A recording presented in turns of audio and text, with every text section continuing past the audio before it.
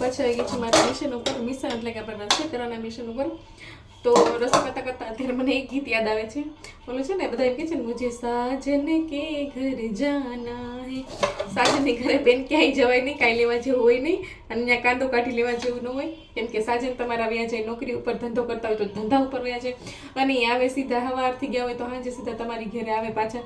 અને જો તમારે બધું આવી રીતે સરસ મજાનું રસોડામાં બેસીને રસોઈ બનાવવાની ને ઘરનું બધું કામ કરવાનું, એટલે એટલી ખુશી તો મૂકી દો. સાજન ઘર જાના, સાજન ઘર જાના. સાજનની ઘરે રસોઈ કરવાની અને આપણી ઘરે રસોઈ કરવાની, બસ આટલું જ છે. પણ સાજનની ઘરે જઈને થોડીક વધારે જિમ્મેદારી આવે, થોડુંક વધારે માથે બોધરેશન આવે, એટલે મજા આવે.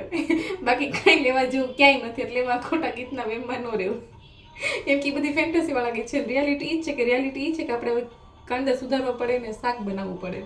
હવે રિયાલિટી એ છે કે આપણે બધું કામ કરવાનું હોય સાજનની ઘરે જઈને, તો જ આપણે સાજનની ઘરે જઈએ. કે નહીંતર સાજનની ઘરે ન જવાય બેન, ઘરે રહેવાય. કેમ કે કાંઈ કામ ન આવડતું હોય તો સાજને એના ઘરે ન લઈ જાય, કેમ કે એના ઘરે જઈને આપણને મૂર્તિ તો બનાવવા લઈ નથી જતા. એટલે એ ગીત એ લાગુ પડે છે. અને પછી અત્યારે બીજું ગીત મને યાદ આવે છે કે દુનિયા મેં રહેના હે તો કામ કર પ્યારે, હાથ જોડ સબકો સલામ કર પ્યારે.